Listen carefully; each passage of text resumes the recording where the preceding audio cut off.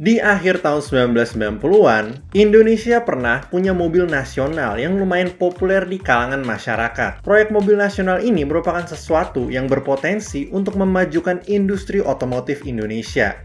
Nah, mobil nasional ini bernama Timor. Tapi sayangnya, mobil Timor udah lama nggak diproduksi, dan perusahaannya pun sudah lenyap ditelan oleh waktu.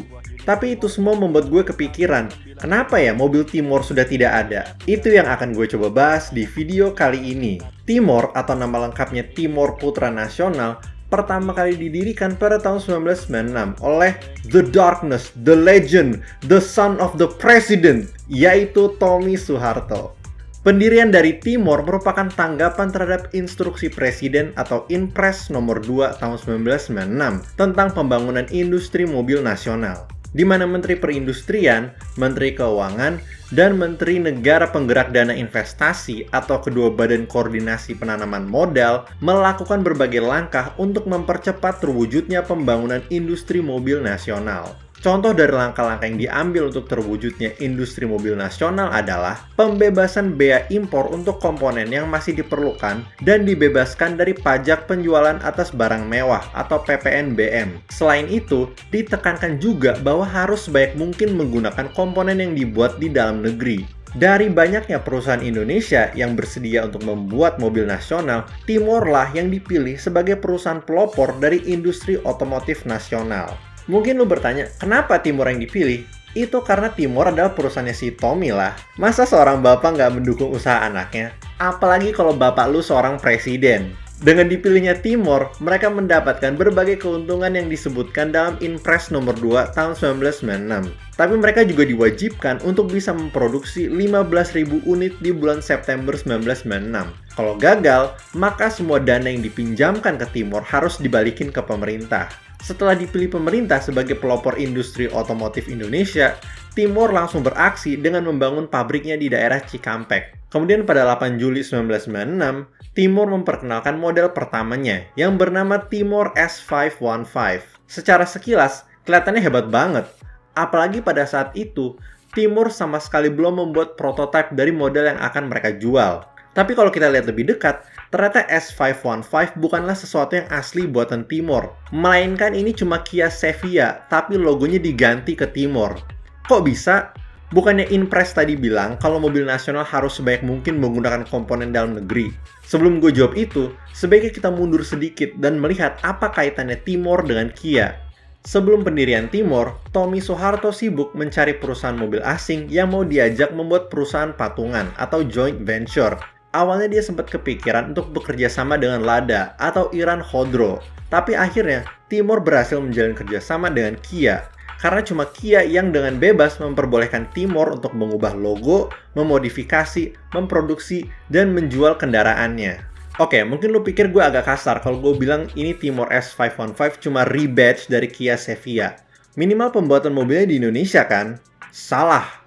Karena mobil ini sepenuhnya dibuat dan dirakit di Korea Selatan, kemudian diimpor ke Indonesia. Supaya rencana impor ini bisa berjalan dengan lancar, Soeharto mengeluarkan keputusan Presiden atau Kepres nomor 42 tahun 1996 tentang pembuatan mobil nasional, di mana pasal 1 menyebutkan bahwa mobil nasional yang dibuat di luar negeri tetap bebas dari bea impor jika pembuatannya dilakukan oleh TKI dan memenuhi kandungan lokal yang ditetapkan pemerintah. Karena ketentuan pasal itu, makanya Tommy mengirim beberapa TKI ke Korea Selatan untuk membuat mobil Timor. Jadi sederhananya, Timor bisa impor Kia Sevilla secara utuh dari Korea Selatan tanpa kena bea impor. Tinggal ganti nama dan logo aja, jadi deh mobil nasional. Tapi pengimporan secara utuh ini cuma diizinkan berlaku dari bulan Juni 1996 sampai Juni 1997. Karena pabrik mobil Timor pada saat itu belum jadi. Setelah itu, baru mobil Timor bakal dibuat di Indonesia, walaupun masih pakai komponen yang diimpor. Dengan semua bantuan yang diberikan pemerintah, terutama dengan dihilangkannya bea impor, Timor bisa menjual S515 dengan harga yang jauh lebih murah dibanding saingannya. Sebagai contoh, Toyota Corolla pada tahun itu dijual dengan harga sekitar 70 juta. Sedangkan Timor S515 bisa dijual dengan harga sekitar 35 juta. Harganya yang murah membuat merek lain gak bisa bersaing, dan mobil Timor menjadi pilihan utama bagi banyak orang Indonesia.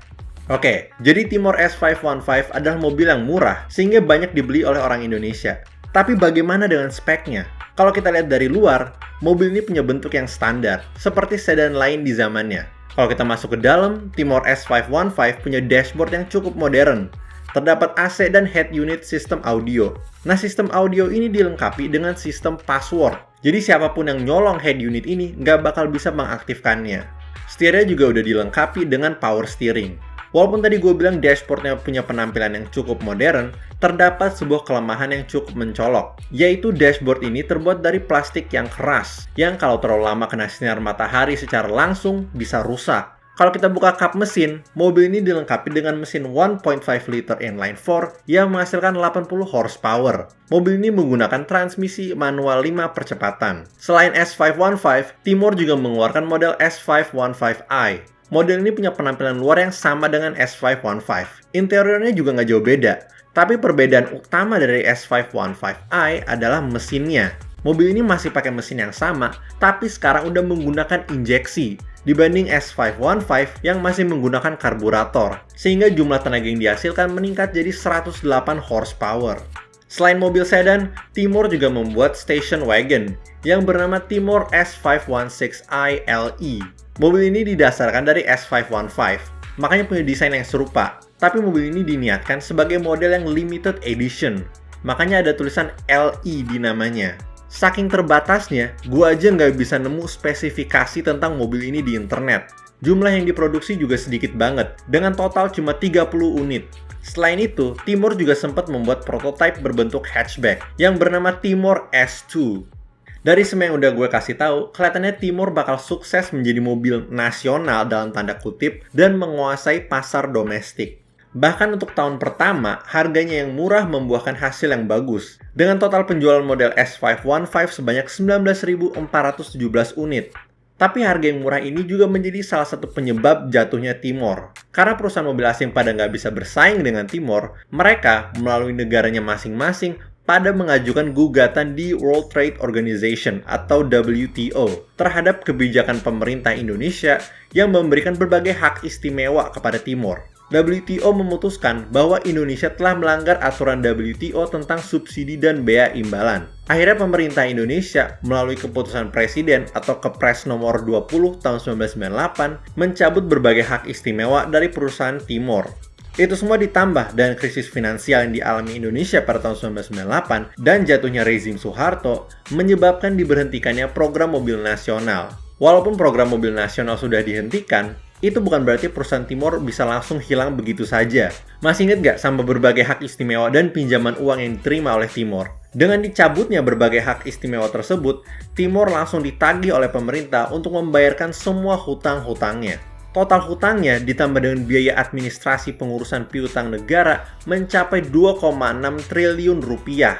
Setelah sekian lama, dan setelah berbagai dilakukannya penyitaan aset, seperti yang terjadi di 2020, di mana pemerintah berhasil menyita 1,2 triliun rupiah dari rekening PT Timor, akhirnya pada 5 November 2021, berbarengan dengan disitanya aset PT Timor berupa tanah seluas 124 hektar dengan nilai 600 miliar rupiah, PT Timor secara resmi dibubarkan.